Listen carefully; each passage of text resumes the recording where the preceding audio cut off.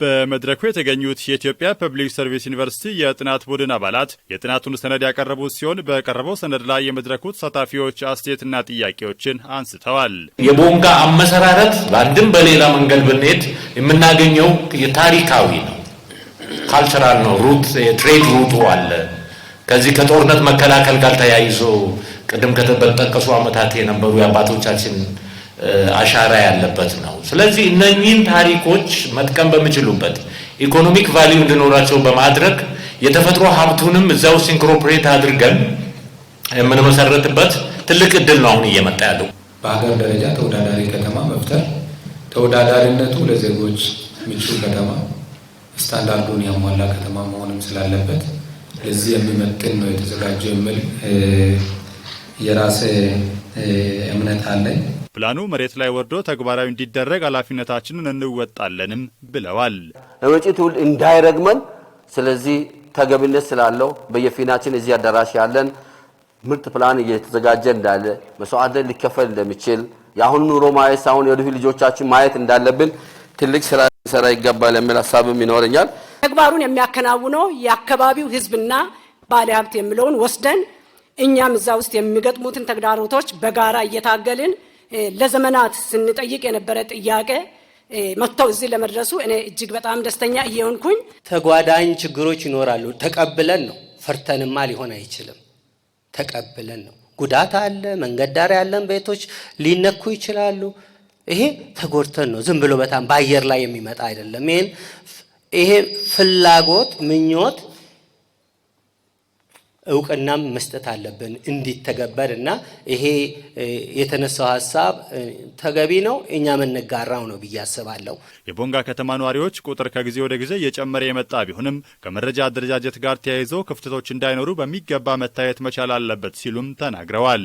የስነ ህዝብ ፕሮጀክሽን ላይ ኢነር ማይግሬሽን ቬሪ ሃይ ነው። እዚህ ኢነር ማይግሬሽን ከውጭ ወደ ቦንጋ ከተማ የሚገባው ፍልሰት በጣም ከፍተኛ ነው። የህዝብ ቤትና ቆጠራ ይሄን ግምት በዛ ነው ስንል አሁን ቁጥሩ በጣም ያንሳል። እስቲ በኋላ 11 ሰዓትና ወደ 1 ሰዓት አካባቢ ወጣ ብላችሁ ከተማ ላይ ያለውን የማህበረሰብ ቁጥር እንቅስቃሴን ተመልከቱ። አሁን እዚህ ማናው ልዩ ነው የሚታየው። ስለዚህ የፕሮጀክሽን ላይ ያለው የከተማችን ነዋሪ ቁጥር ያንሳል የሚል ነው። በተነሱ አስተያየቶች ላይ ምላሽ የሰጡት የጥናት ቡድኑ አስተባባሪ አቶ ሞላ ያይና አበባ ጥናቱ በቀጣይ የተነሱ አስተያየቶችን አካቶ ዳግም ለውይይት የሚቀርብ እንደሆነ ገልጸዋል። አሁንም ግን ይሄም ኮንሰርን ሆኖ የከተማው ኮንሰርን ሆኖ ለኛ አውትስታንዲንግ ኢሹ ሆኖ እንደመጣ መቼም ተረድተናል። ይሄንን ደግመን እንደገና ቤታችን ሄደን እናበስለዋለን።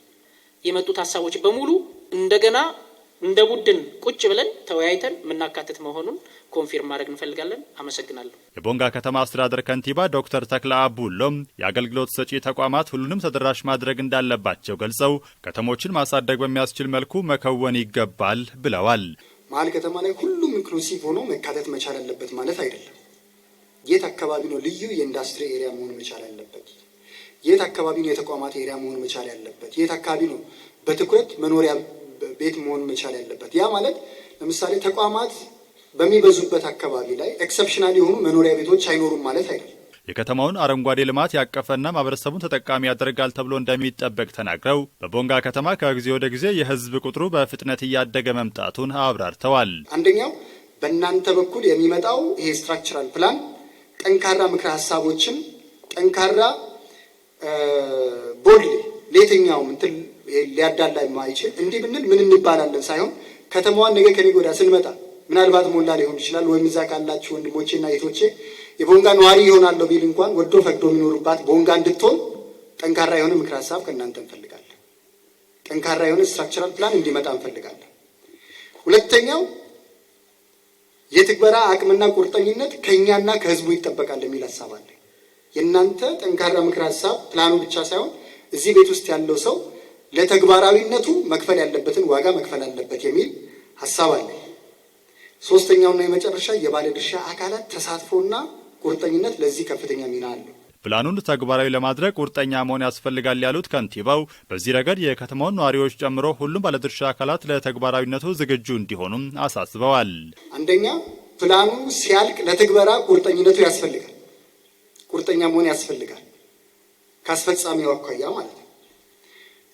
የሚፈጸመው ደግሞ ህዝቡ ውስጥ ነው። ቦንጋ ውስጥ ነው የሚፈጸመው። ህዝቡም ቁርጠኛ መሆን መቻል አለበት፣ መቀበል መቻል አለበት። ሰው ወደንም ጠላን ለጋራችን ይሁን ከተባለ በራችን ማንኳኳቱ አይቀርም ማለት ነው። የካፋ ዞን ዋና አስተዳዳሪ አቶ እንዳሻው ከበደም የጥናት ቡድኑን አመስግነው ጥናቱ ከተማዋን ካደጉት ከተሞች ጋር ተወዳዳሪ ሊያደርጋት የሚችል ነው ብለዋል።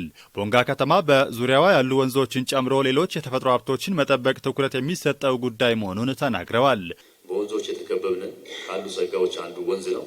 ይሄ ወንዝ አቶ ለማም ቅድም እንዳለው ከላይ ጀምሮ መቆየት የሚችልበት ሁኔታ እንዲኖር ማድረግ መቻል አለብን። አርቲፊሻል ወንዝ ሌላ ከተማ ላይ እየመጣ ያለበት ሁኔታ ነው ያለው። እኛ ደግሞ አካባቢውን በአግባቡ አልምተን ለከተማችን ውበት ሊሆን የሚችልበት ሁኔታ እንዲኖር ማድረግ አለብን። በእንክብካቤ ደረጃ አልፎ የሚሄዱ ነገሮች አሉ። የመበከል ሁኔታ፣ ሁለተኛ ደኖችን የመጠበቅ ሁኔታ፣ ወደዛ ሄዶ ቤት የመስራት የመገንባት ሁኔታዎችን እየመጡ ያሉበት ሁኔታ ነው ያለው። ከቱሪዝም መዳረሻ ልማት አኳያም በፕላኑ ይበልጥ የሚጠናከርበት ሁኔታ እንደሚኖር ነው የገለጹት። ከቱሪዝም መዳረሻዎች አንጻር በጣም በርካታ የቱሪዝም መዳረሻዎች አሉ እናውቃለን።